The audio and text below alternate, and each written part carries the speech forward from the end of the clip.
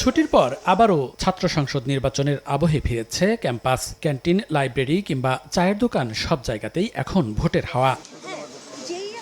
রোববার সকালে রাজশাহী বিশ্ববিদ্যালয়ে প্রচারণা শুরু করেন কেন্দ্রীয় ও হল সংসদ নির্বাচনের প্রার্থীরা। ছুটির পর প্রথম দিনে ক্যাম্পাসে শিক্ষার্থী কিছুটা কম থাকলেও দু একদিনে জমজমাট প্রচারণার আশা তাদের। আনন্দমুখর পরিবেশ শুরু হয়েছে, সবাই শিক্ষার্থীরা আসতেছে, এটা অনেক ভালো লাগতেছে। ছুটির পরে আমরা ফিরে আসার পরে যারা প্রার্থী রয়েছে তারা চেষ্টা করছে সেই আমেজটা যাতে ফিরে আসে, যারা আছে তাদের মধ্যে আমরা প্রচারণা শুরু করেছি। আশাবাদী আগামী 16 তারিখ যে রাষ্ট্র নির্বাচন হচ্ছে সেটা বিশ্ববিদ্যালয়ের সকল শিক্ষার্থীর উপস্থিতিতে, সকল শিক্ষার্থীদের প্রত্যক্ষ অংশগ্রহণে সুন্দর একটা রাষ্ট্র নির্বাচন হবে, সেটা আমরা প্রত্যাশা করি। প্রচারণার নতুন সময়সূচি দিয়েছে নির্বাচন কমিশন। 14 অক্টোবর পর্যন্ত প্রচারণা চালাতে পারবেন প্রার্থীরা। ভোটের প্রস্তুতিও প্রায় শেষের দিকে।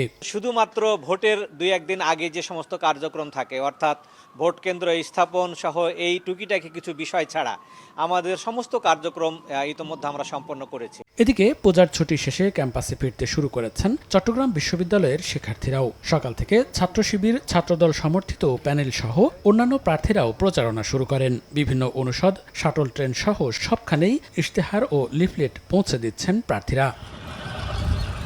আগামী 15 অক্টোবর অনুষ্ঠিত হতে যাচ্ছে চট্টগ্রাম বিশ্ববিদ্যালয় কেন্দ্রীয় ছাত্র সংসদ ও হল সংসদ নির্বাচন। প্রতিদ্বন্দ্বিতা করছেন 907 প্রার্থী। মনিরুজ্জামান প্রান্ত, সময় সংবাদ।